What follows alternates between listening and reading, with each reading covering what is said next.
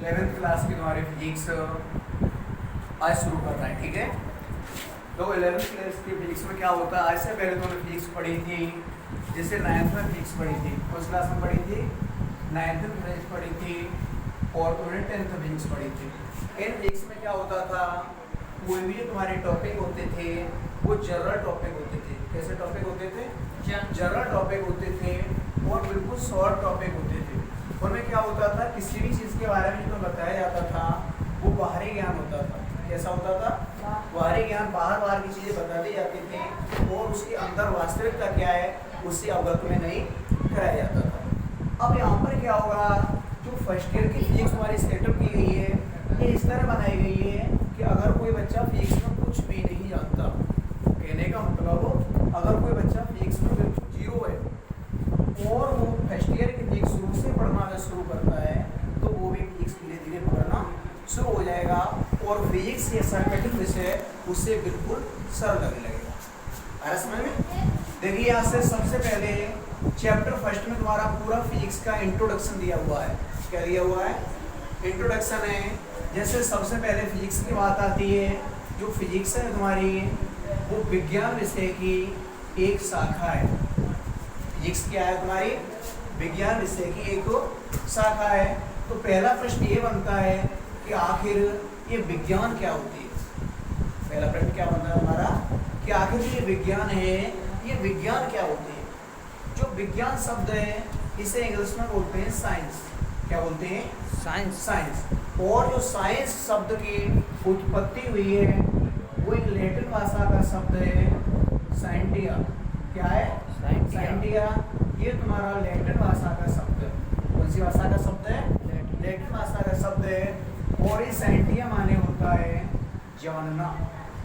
क्या होता है? जानना। कहने का मतलब ये हुआ किसी भी वस्तु के बारे में अधिक से अधिक जानना क्या कहलाता है तुम्हारा? साइंस कहलाता है। क्या कहलाता है? साइंस कहलाता है। दूसरा, अगर विज्ञान शब्द से ही विज्ञान की परिभाषा बनाओगे तो जो विज्ञान शब्द है वो भी तुम्हारा दो शब्दों से मिलकर के बना है। पहला शब्द तुम्हारा वे होता है और दूसरा शब्द ज्ञान होता है। विमानी क्या होता है तुम्हारा? विशेष होता है और ज्ञान का मतलब ज्ञान होता है। रसमय में कहने का मतलब ये हुआ किसी भी वस्तु के बारे में विशेष ज्ञान प्राप्त करना ही विज्ञान कहलाता है। क्या कहलाता है? विज्ञान। वैज्ञानिक परिभाषा आ रही समझ में? किसी वस्तु के बारे में विशेष ज्ञान प्राप्त करना क्या कहलाता है तुम्हारा? विज्ञान कहलाता है। विज्ञान की उत्पत्ति तुम्हारी लैटिन भाषा की सब साइंटिया से हुई थी। साइंटिया माने होता है जानना। आई समझ में?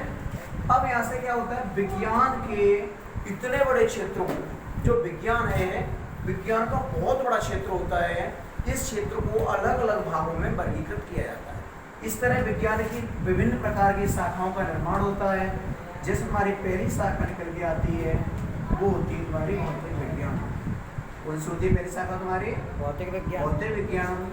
दूसरी होती है तुम्हारी रसायन विज्ञान और तीसरी निकल के आती है जीव विज्ञान। इसी तरह अन्य शाखाएं जिसमें हमारा खगोलीय विज्ञान है, आगे पढ़ोगे कृषि विज्ञान है, कंप्यूटर विज्ञान है, इत्यादि से तुम्हारी अनेक शाखाएं निकलती हुई चली जाती है। रसमय में तो आज की सबसे पहली जो विज्ञान की शाखा है भौतिक विज्ञान, उस भौतिक विज्ञान के बारे में अध्ययन करो। रसमय भौतिक विज्ञान जो है ये तुम्हारी मूल रूप से प्राकृतिक विज्ञान है। कौन सी विज्ञान है? प्रकृति विज्ञान है। कहने का मतलब इस प्रकृति में जो भी है उस प्रकृति के बारे में जो अध्ययन है तुम्हारा वो क्या है तुम्हारा? भौतिक विज्ञान है। कौन सी विज्ञान है वो? भौतिक विज्ञान है। इस भौतिक विज्ञान के अंदर मूल रूप से दो चीज़ों का अध्ययन किया जाता है। कितनी चीज़ों किया जाता है? दो चीज़ों का, जिनमें पहली चीज़ होती है तुम्हारी द्रव्य। क्या होती है? द्रव्य। और दूसरी होती है ऊर्जा। क्या होती है? ऊर्जा। आ रहा समझ में? यानी भौतिक विज्ञान के अंदर द्रव्य तथा ऊर्जा का अध्ययन किया जाता है। मान लो तुम्हें परिभाषा यहाँ से लिखनी है कि भौतिक विज्ञान को परिभाषित कीजिए, तो भौतिक विज्ञान की परिभाषा तुम क्या करोगे? वही दोनों पॉइंट्स लेके लिखोगे कि विज्ञान की वह शाखा जिसके अंदर द्रव्य तथा ऊर्जाओं का अध्ययन किया जाता है उसे हम क्या कहते हैं?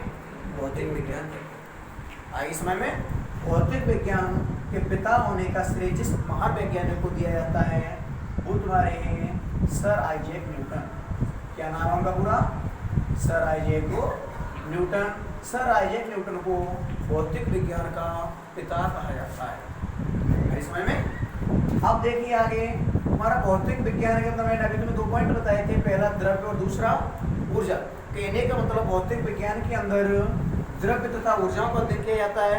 तो यहाँ से ये प्रश्न निकल के आता है कि आखिर ये द्रव्य और ऊर्जाएं ये होते क्या है। ऐसे ही तो प्रश्न बनेगा कि मैंने कह दिया भौतिक विज्ञान में द्रव्य और ऊर्जाओं को अध्ययन किया जाता है, लेकिन तुम्हारे दिमाग में प्रश्न आएगा कि आखिर द्रव्य क्या होता है और ऊर्जा क्या होती है।